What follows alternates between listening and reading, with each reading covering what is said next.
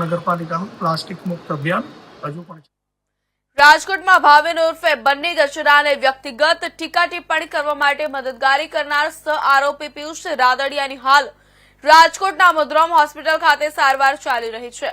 ત્યારે પાટીદાર મહિલા અગ્રણી જિગીશા પટેલ આજ રોજ રાજકોટની મધુરમ હોસ્પિટલ ખાતે પિયુષ રાદડિયાની મુલાકાતે આવી પહોંચ્યા હતા।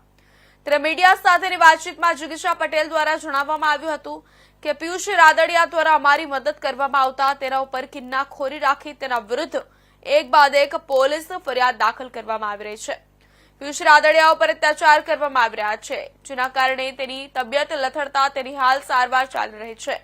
અમે અમિત ખૂંટના પરિવારજનો સાથે છીએ। અમે અમિત ખૂંટના પરિવારજનોને પણ કહ્યું છે કે તેઓ સીબીઆઈ તપાસની તેમજ સ્પેશિયલ ઇન્વેસ્ટિગેશન ટીમની માંગણી કરે।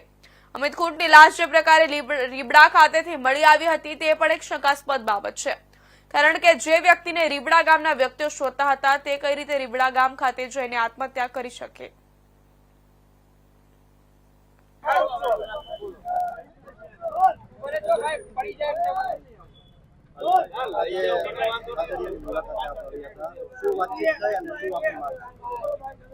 જે રીતે એને ટોર્ચર કરવામાં આવી રહ્યું છે, માનસિક રીતે ખૂબ જ ગંભીર હાલતમાં છે અને શારીરિક રીતે પણ ખૂબ જ ગંભીર હાલતમાં છે।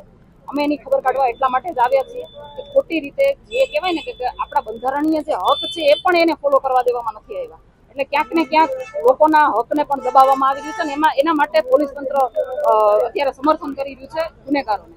આજે મારે તમને એ જ કહેવું છે કે પોલીસ તંત્રને આમાં બધે ષડયંત્રો કરવામાં મજા આવે છે, પણ મને એ કહેવું છે કે જ્યારે રાજુભાઈ સોલંકી જુનાગઢથી જ્યારે એના દીકરા ઉપર અત્યાચાર થયો ત્યારે ગોંડલની અંદર આવીને જયરાજની સામે અવાજ ઊંચો કરે છે, તો તરત જ થોડાક ટાઈમની અંદર એની ઉપર ગુસ્સી ટોક લાગી જાય છે। જેવી રીતે કહેવાય ને કે નિખિલભાઈ ડોંગા એની ઉપર એની સામે બંધ પોકારે છે, એના થોડાક સમયની અંદર જ એની ઉપર ગુસ્સી ટોક લાગી જાય છે। દિનેશભાઈ પાતર એની આ લુખા તત્વોની સામે લડવા ઉભા થાય છે તો એના જેલ યોગ ચાલુ થઈ જાય છે। એવી જ રીતે પિયુષભાઈ રાદડિયાના પણ એના ગામમાં રહીને એનો સામનો કરે છે, એ અન્યાયનો સામનો કરે છે અને અમારું સમર્થન કરવા આવે છે, ત્યારે એની ઉપર પણ જેલ યોગ ચાલુ થઈ જાય છે અને એની હાલત એવી છે કે એ અત્યારે હોસ્પિટલના ખાટલે પડ્યા છે, બરાબર। તો એમાં પોલીસને ક્યાંય ષડયંત્ર નથી લાગતું। શું કામ? કારણ કે પોલીસ પોતે ષડયંત્રમાં સામેલ થઈ રહી છે અને ચોક્કસપણે લાગી રહ્યું છે, કારણ કે જે રીતે એમના બંધારણીય હક છીનવી લેવામાં આવ્યા છે, નથી એને નોટિસ આપવામાં આવી, જ્યારે એની ખરાબ કન્ડિશન હતી ત્યારે નથી એને હોસ્પિટલમાં લઈ જવામાં આવ્યા, નથી એને પરિવાર સાથે વાતચીત કરવા દેવામાં આવ્યા અને પૂછપરછના બાને જ્યારે પોલીસ તંત્ર એને બોલાવે છે તરત ને તરત ત્યાં એને બેસાડી દે છે। મારે એ કેવું છે કે આટલી બધી ઘટનાઓ આટલા બધા ટાઈમથી ચાલતી આવતી હોય તો એક જ દિવસે 4 FIR કેવી રીતે થાય?